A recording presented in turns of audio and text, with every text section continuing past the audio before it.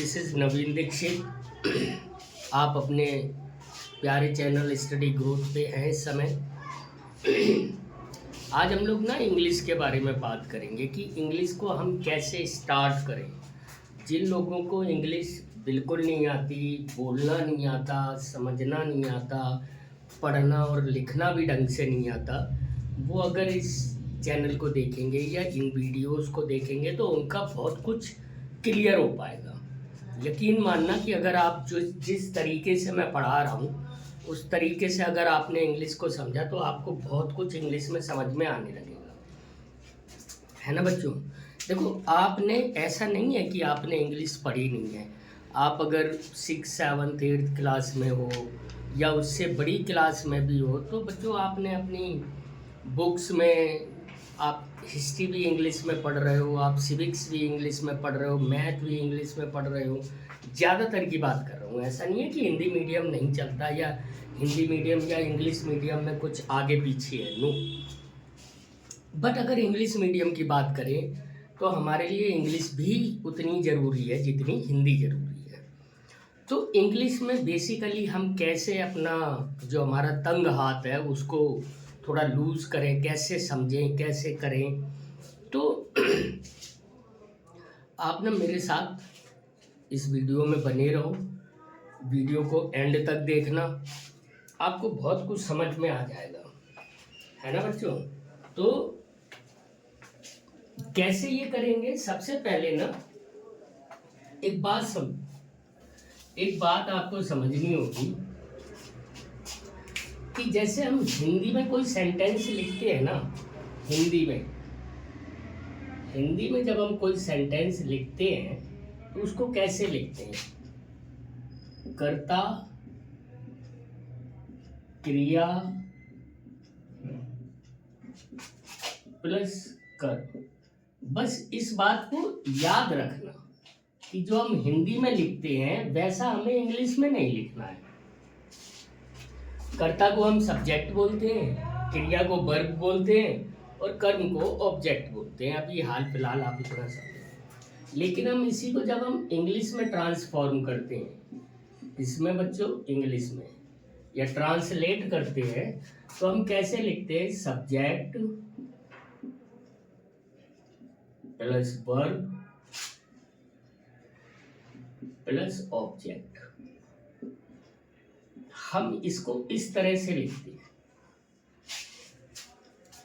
इतनी बात क्लियर हो गई ना कि जब भी हम सेंटेंस लिखेंगे इंग्लिश में तो उसको हम इस तरीके से लिखेंगे। पहली बात तो ये कॉमन डिफरेंस आपको पता होना चाहिए कि हिंदी और इंग्लिश में कॉमन डिफरेंस यही है बस। अब बात आती है बच्चों कि ये सब्जेक्ट क्या है, वर्ब क्या है, ऑब्जेक्ट क्या है। इसको भी हम थोड़ा थोड़ा समझ लेते हैं, है ना बच्चों। सब्जेक्ट क्या होता है? देखो, सब्जेक्ट एक्चुअल में डूअर होता है। डूअर का मतलब कर्ता लिखा है ना, कर्ता। डूअर का मतलब करने वाला, है ना, करने वाला। लाइक दैट, जो काम करता है, जैसे ही, शी, राम, है ना, अली, एक्सेट्रा। ये दे भी लिख लो, इसमें दे भी लिख लो। मतलब ये सिंगुलर भी हो सकता है, प्लूरल भी हो सकता है। सिंगुलर और प्लूरल क्या होता है ये अभी हम आगे पढ़ेंगे। इसके बाद वर्ब आती है आपकी। वर्ब इसमें अगर मैं इसमें क्वेश्चन मार्क, जैसे हमें सब्जेक्ट पता करना है कि सब्जेक्ट क्या है तो किसी भी उसमें आप हु लगा दो। हु का मतलब होता है कौन, कि कौन। जैसे कि मान लो कौन जब आप लगाओगे ना उस क्वेश्चन मार्क लगाओगे तो आपको अपने यहाँ पता चल जाएगा कि डूअर कौन है। वर्ब का मतलब होता है व्हाट, मतलब जब हम क्वेश्चन मार्क लगाते हैं। और ये एक्शन वर्ड होता है। एक्शन वर्ड मतलब क्रिया, इसी को हम क्रिया बोलते हैं बच्चों।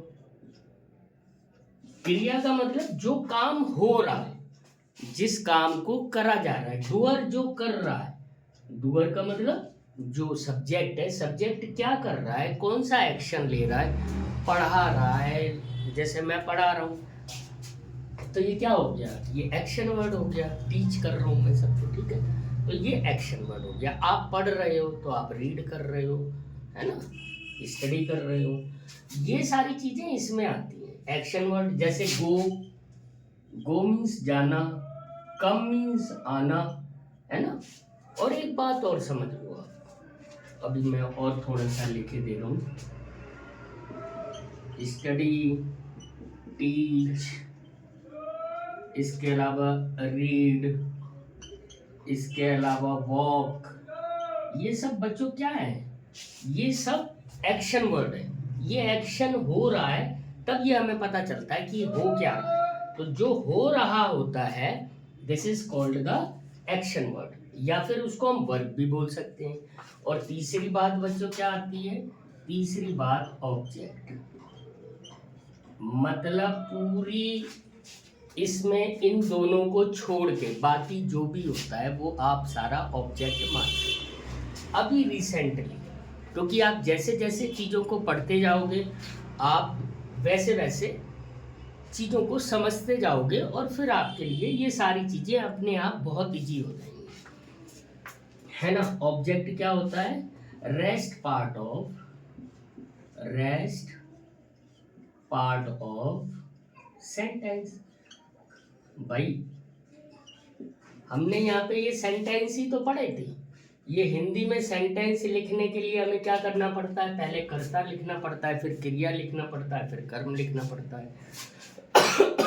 सॉरी, इंग्लिश में हमें कैसे करना पड़ता है, इंग्लिश में उसी चीज को करने के लिए हमें सब्जेक्ट लिखना पड़ता है, वर्ब लिखना पड़ता है, ऑब्जेक्ट लिखना पड़ता है। और ये सब्जेक्ट, वर्ब और ऑब्जेक्ट होते क्या है वो हमने यहाँ पे समझ लिया, है ना। लाइक दैट, जैसे कि मैं एग्जाम्पल बताऊं आपको कि अगर मैंने एक कोई एग्जाम्पल लिखा, वो एग्जाम्पल क्या है, आई गो टू स्कूल। अब देखो बच्चों, आई अगर ये पूछा जाए स्कूल कौन जा रहा है, मैंने क्या बोला था, हु लगा दे, तो स्कूल कौन जा रहा है, आई, यानी डूअर वर्ड आपको समझ में आएगा। इसका मतलब ये क्या है, ये सब्जेक्ट है। ओके, अब फिर मैंने पूछा कि जो आई है वो क्या कर रहा है, तो वो जा रहा है, तो ये क्या हो गया, ये वर्ब हो गई। और रेस्ट पार्ट ऑफ, ये सब क्या हो गया, रेस्ट पार्ट का मतलब बचा हुआ पार्ट, सेंटेंस का बचा हुआ पार्ट, उसको हम क्या बोल देंगे, उसको बच्चों हम ऑब्जेक्ट बोल देंगे। आई थिंक कि इतनी बात आप लोगों को समझ में आ गई। अब इसके आगे का हम समझते हैं। हम लोग थोड़ा थोड़ा सा करके पढ़ेंगे। मैं ये जो वीडियोस बना रहा हूँ ये छोटी छोटी वीडियोस बनाऊंगा, जिससे कि आपको ना ये इजीली समझ में आए कि हम इंग्लिश को एग्जैक्टली करते कैसे हैं और समझते कैसे हैं। और इसमें हम लास्ट में ट्रांसलेशन तक पे भी आएंगे, है ना, ट्रांसलेशन भी करेंगे और उसको समझेंगे। अच्छा, अभी एक एक चीज़ समझनी थी हमें, वो हमें चीज़ ये समझनी थी कि एग्जैक्टली जैसे एक बात समझना बच्चों, मैंने एक सेंटेंस लिखा, सेंटेंसेस, सेंटेंस लिखा, वो क्या लिखा, ही गोज टू मार्केट, है ना। क्या लिखा गया, ये वह बाजार जाता है, ठीक है। हिंदी में हम कैसे लिखते हैं, पढ़ा था ना हमने इससे पहले, जो क्या पढ़ा था हमने, सब्जेक्ट, ये ऑब्जेक्ट है और ये वर्ब है। तो हम जब हिंदी में बोलेंगे इसी को, वह बाजार जाता है। लेकिन अच्छा, अब इसी सेंटेंस को एक मैंने दूसरा सेंटेंस बनाया, इसमें देखो दूसरा सेंटेंस, सेम एक सेंटेंस और लिखा, दे गो टू मार्केट, वे, दे का मतलब क्या होता है वे, गो का मतलब क्या होता है जाते हैं मार्केट। तो अब इसमें क्या लिखा, दे गो टू मार्केट। मैंने ये दोनों सेंटेंस आपको इसलिए लिखवाए कि इनमें आपको ये समझ में आ रहा है, क्या समझ में आ रहा है बच्चों, कि ये क्या है, ये सिंगुलर है, यानी एक आदमी है। आप ऐसे समझो ये वन है ना, ये वन पर्सन है। और दे का मतलब होता है मैनी पर्सन, मैनी पर्सन। और अगर ये वन और ये मैनी है तो इसका मतलब ये क्या हो गया, ये सिंगुलर हो गया। इसको हम क्या बोलेंगे, सिंगुलर। और इसको क्या बोलेंगे, प्लूरल। ये प्लूरल हो गया। आपको बात समझ में आ रही है जो मैं कहना चाह रहा हूं कि सिंगुलर क्या होता है और प्लूरल क्या होता है। इनको ही हमें मेन, तो हमें इन्हीं को समझना है कि क्या सिंगुलर है और क्या प्लूरल है ना। तो इन सबको समझने के लिए, इन सबको समझने के लिए हमें एक तो सिंगुलर और प्लूरल आनी चाहिए। जब तक हमें सिंगुलर और प्लूरल नहीं आएंगे तब तक हम सेंटेंसेस बना नहीं पाएंगे। यहाँ से एक ये तो आपको समझ में आया, आपको ये भी समझ में आया, क्योंकि एक नियम है या एक रूल है जिसको सब्जेक्ट वर्ब एग्रीमेंट बोलते हैं। वो ये है कि अगर सब्जेक्ट सिंगुलर होगा तो वर्ब भी क्या होगी, सिंगुलर होगी। समझ रहे हो ना बच्चों, सिंगुलर। ये पूरा ही लिख देता हूं मैं, ठीक है। अगर क्या मैंने बोला, अगर सब्जेक्ट सिंगुलर है तो वर्ब भी सिंगुलर होगी। जैसे यहाँ पे ये प्लूरल है तो ये भी प्लूरल होगी, है ना, ये भी प्लूरल है। तो नॉर्मली जो हम वर्ब पढ़ते हैं, अभी मैं हम इसी आगे इसी सीरीज में, या जो ये हम लोग वीडियो सीख रहे हैं, इसी सीरीज में हम वर्ब कौन सा वर्ब की सारी फॉर्म्स पढ़ेंगे, सिंगुलर प्लूरल भी पढ़ेंगे, बहुत सारी चीजें पढ़ेंगे, है ना। तो अभी सिर्फ आपको ये समझना है कि नॉर्मली जो वर्ब लिखी होती है, जैसे कि एक बात समझो, गो का मतलब क्या हो गया, ये प्लूरल है, ये गोज है, हमें तो गो लिखा मिलता है ना। तो नॉर्मली जो आप वर्ब आप देखते होंगे, नॉर्मली की बात कर रहा हूं मैं, सबकी बात नहीं कर रहा हूं, तो वो हमें प्लूरल फॉर्म में ही मिलती है। सिंगुलर फॉर्म हमें बनानी पड़ती है एस या ई एस लगा के। Okay, good. अब हम यहाँ पे सबसे पहले क्या सीखेंगे, सिंगुलर एंड प्लूरल, कुछ चीजों को समझेंगे, है ना। तो मैं एक ऐसी लाइन बना लेता हूं और मैं आपको लिख के देता हूं।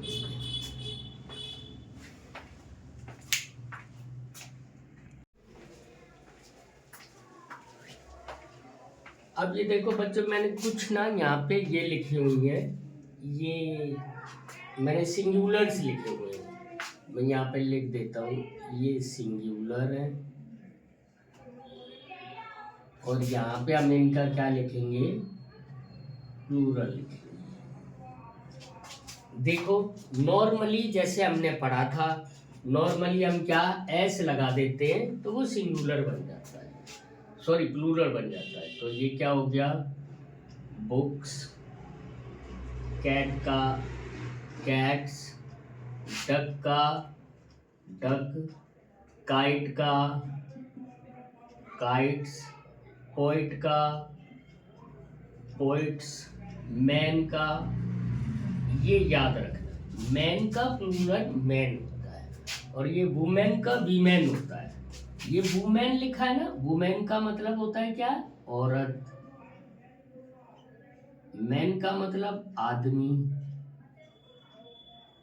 और ये भी मैन का भी मतलब आदमी होता है, लेकिन कई आदमी, ऐसे लिख सकते हो, हम कैसे लिख सकते हैं, कई आदमी, ठीक है।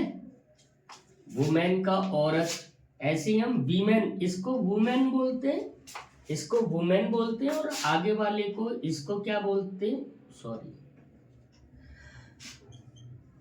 इसको वीमेन बोलते हैं। क्या बोलते हैं? विमन। और इसका होता है मतलब कई, और या औरतें बोल सकते हैं, कई औरत, या सिर्फ औरत लिख दो यार औरतें, औरतें, ठीक है। अब देखो सिटी क्या होता है, एक सिटी तो कहीं कहीं हर जगह एक जैसा ही। मेरा ये अलग अलग अलग अलग लिखने का सिर्फ मतलब ये था बच्चों कि आपको ये बात समझ में आए कि सारी चीज़ें सब कुछ एक सी नहीं होती हैं। देखो सॉरी, यहाँ पे मैंने एस नहीं लगाई ना, डक्स है ना। बुक को मैंने बुक्स कर दिया, कैट को कैट्स कर दिया, डक को डक्स कर दिया, काइट को काइट्स कर दिया, पोइट को पोइट्स कर दिया तो यहाँ पे मैन को मैंस कर देता, लेकिन ये नहीं होता ऐसे, ठीक है, हर जगह नहीं होता। अब ऐसे ही यहाँ पे ये ऐसी सिटी का क्या होता है, सिटीज, ES लग जाता है, ठीक है। फ्लाई का फ्लाइज, हाफ का, अब ये F आता है वहां पे हाफ्स लग जाता है, VES लग जाता है, फुट का फीट हो जाता है। तो ये आपको थोड़े से पढ़ने और समझने पड़ेंगे कि हम इनको कैसे करें, कैसे लिखें और कैसे क्या करें, है ना। ये आपको थोड़े से लर्न करने पड़ेंगे, क्योंकि बच्चों बहुत सारी चीज़ें, हम बहुत सारी चीज़ें समझ सकते हैं। समझना एज वेल एज जितना ज़रूरी होता है, ठीक उतना ही कुछ चीज़ों को याद करना भी ज़रूरी होता है। क्योंकि जब तक हम याद नहीं करेंगे, कुछ लर्निंग चीज़ें होती हैं, तो ये जो सिंगुलर एंड प्लूरल्स हैं, मेरा सिर्फ आपको बताने का, पढ़ाने का जो मीनिंग है या जो मतलब है या जो उद्देश्य है वो ये है बच्चों कि आपको सबसे पहली चीज़ कुछ मीनिंग्स याद होने चाहिए। क्योंकि हम जब तक हम ट्रांसलेट कब कर पाएंगे, तभी तो कर सकते हैं ना जब हमें उनकी मीनिंग्स पता होंगी, या हम उनका मीनिंग कैसे निकाल पाएंगे। तो उनका हमें एटलीस्ट वर्ड मीनिंग भी याद होने चाहिए। तो कुछ वर्ड मीनिंग कुछ जो है वो भी हम अपने नेक्स्ट वीडियोस में वो भी करेंगे, उनको भी समझेंगे कि कैसे उनको हम करते हैं। लेकिन साथ के साथ जैसे मैंने आपको समझाया था वो भी समझना है आपको, और साथ के साथ कुछ वर्ड्स मीनिंग भी याद करनी है। अब मैं नेक्स्ट वीडियोस में आपको कुछ वर्ड्स मीनिंग होते हैं ना जो हमारे बहुत इम्पोर्टेंट होते हैं, जैसे हमारे जो हाउस होल्ड के आइटम्स हो गए, या फिर हमारे जो सराउंडिंग के आइटम्स हो गए ना, जैसे शॉप हो गई, दुकान को हम शॉप बोलते हैं, है ना। ऐसी चीज़ों को, चम्मच को स्पून बोलते हैं, फैन, पंखे को फैन बोलते हैं। ये सारे कुछ वर्ड मीनिंग्स भी जो हमारे सराउंडिंग है ये भी हम पढ़ेंगे। लेकिन हम तभी धीरे धीरे, है ना, हमारे रिलेशंस, कुछ रिलेशंस के नाम भी पढ़ेंगे, है ना। फादर को क्या बोलते हैं, मदर को क्या बोलते हैं, सबको पता है। बहुत सारे वर्ड मीनिंग तो आपको पता है, लेकिन बहुत सारे आपको याद भी करने पड़ेंगे। जब आप अच्छी तरीके से इनको याद करने लगोगे, आप देखना, यकीन मानना कि आपकी इंग्लिश बहुत अच्छी हो जाएगी। आप बहुत सारी चीज़ों को समझने, पढ़ने और लिखने लगोगे। ओके बच्चों, तो इस वीडियोस को आप, या यूँ बोलो कि आप हमें इसी तरह से लाइक एंड सब्सक्राइब करते रहिए। Thank you so much. और वीडियो को पूरा देखें, लाइक एंड सब्सक्राइब ज़रूर करें, बेल आइकन पे बटन ज़रूर दबाएं, एक बार टच ज़रूर करें, और क्या करें बच्चों, शेयर ज़रूर करते रहें। Thank you so much.